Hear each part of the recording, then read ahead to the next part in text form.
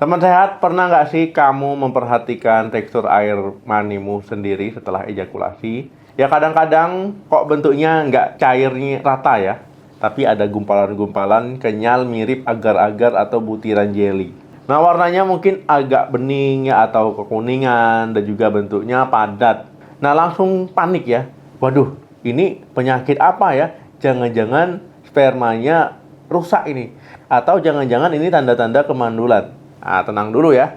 Jangan buru-buru diagnosa diri sendiri. Ternyata gumpalan jeli itu bisa jadi tanda tubuhmu bekerja sangat normal, tapi bisa juga tanda masalah serius tergantung durasinya. Nah, kapan kita bilang normal dan kapan harus ke dokter?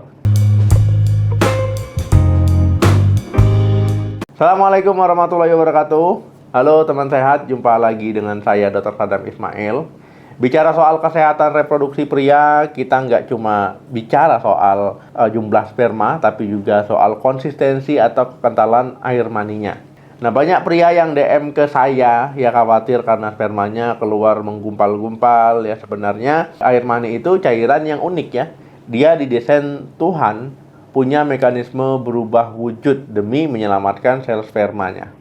Nah, hari ini saya akan jelaskan kenapa gumpalan itu muncul, apa fungsi biologisnya, dan yang paling penting, apakah ini bikin kamu susah punya anak. Nah, pertama ya, tentu kita harus tahu dulu tentang pengentalan normal. Nah, jadi poin pertama ini ya, yang wajib teman-teman tahu, sperma yang baru saja keluar saat ejakulasi itu memang harus kental dan menggumpal.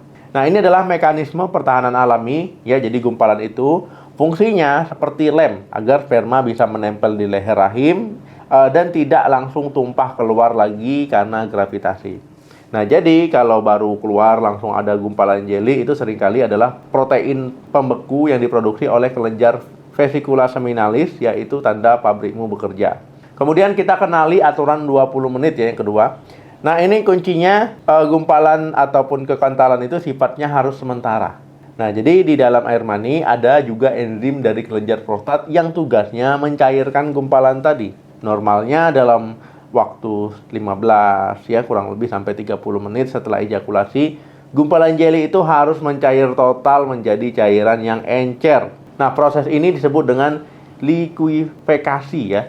Nah, kalau setelah 30 menit atau 1 jam sperma kamu masih tetap menggumpal tebal seperti jeli, nah ya nggak mau cair-cair, nah itulah baru masalah. Jadi kondisi itu disebut dengan hiperviskositas ya. Sperma yang terjebak di dalam jeli nggak akan bisa berenang keluar. Nah, inilah yang bikin susah hamil. Kemudian ya yang ketiga itu tanda dehidrasi. Jadi penyebab paling sederhana kenapa sperma menggumpal lebih banyak dari biasanya adalah karena teman-teman kurang minum. Ya, ingat ya, sebagian besar volume air mani adalah air. Nah, kalau teman-teman tubuhnya dehidrasi, ya otomatis air maninya juga lebih pekat, kental, dan juga menggumpal makin banyak. Nah, jadi sebelum mikir yang aneh-aneh, ya coba cek gelasmu ataupun botol minummu hari ini, ya sudah habis berapa banyak ataupun berapa liter. Yang kemudian yang keempat itu infeksi saluran reproduksi. Nah, jadi kapan kita harus curiga nih, ya tentang penyakit. Nah, jadi kalau gumpalan jeli itu disertai perubahan warna dan bau, ya misalkan warnanya jadi kuning pekat atau kehijauan ya, dan juga aromanya itu busuk atau amis yang sangat menyengat, ya ditambah lagi ada rasa nyeri ya saat ejakulasi atau ketika buang air kecil.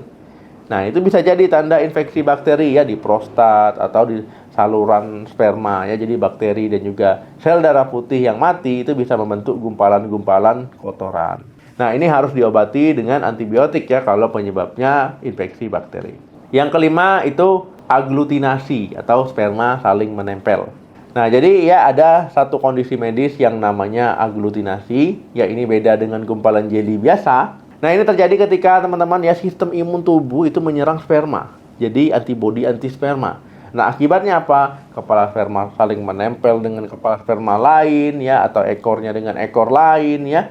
Nah, di bawah mikroskop ya mereka terlihat bergerombol dan juga tidak bisa bergerak ya. Secara kasat mata ya kadang terlihat sebagai butiran-butiran kecil. Nah, ini jelas ya penyebab ketidaksuburan karena sperma jadi lumpuh. Jadi, apa yang harus dilakukan kalau melihat gumpalan jeli ini? Nah, yang pertama ya, teman-teman bisa lakukan di rumah. Ya, lakukan tes waktu sederhana Jadi kalau teman-teman penasaran, coba tampung spermanya di wadah bersih. Ya, biarkan di suhu ruang selama 20-30 menit. Kalau setelah itu, ya dia berubah cair dan encer, berarti kamu aman ya. Gumpalan di awal tadi normal. Tapi kalau sudah lebih dari itu, 1 jam misalkan, masih kental kayak gel rambut ya. Nah, segera periksa ke dokter. Artinya kamu yang nggak aman. Yang kedua, perbanyak minum air putih. Nah, jadi solusi paling murah dan efektif, pastikan kamu terhidrasi dengan baik, minimal 2 liter sehari ya, atau disesuaikan dengan aktivitas. Nah, jadi cairan tubuh yang cukup itu bikin produksi semen jadi encer dan lancar. Nah, yang ketiga, analisis sperma di lab. Tentu ini nggak bisa dilakukan sendiri ya. Nah, ini tentu ke profesional. Jadi kalau kamu dan pasangan sudah menikah setahun tapi belum hamil dan kamu merasa spermamu terlalu kental, itu jangan tebak-tebakan ya. Nah, itu kita bawa ke laboratorium ya. Nanti dokter akan cek viskositas, kekentalannya, dan juga waktu pencairannya secara akurat. Nah, jadi teman sehat ya, sperma menggumpal seperti jeli itu bisa normal dan bisa juga nggak normal. Kuncinya ada di waktu. Kalau gumpalannya cuma di awal lalu mencair, ya itu tanda tubuhmu sehat. Tapi kalau gumpalannya abadi dan nggak cair-cair, ya itu tandanya ada masalah yang perlu ditangani ya. Itu bisa menghambat kehamilan. Kenali tubuhmu sendiri ya, dan juga jangan ragu ke dokter misalkan kalau ada yang mencurigakan. Tapi kalau nggak ada ya nggak usah. Nah, coba teks teman kamu yang pria ya, yang nggak parnoan tentunya soal ini ya.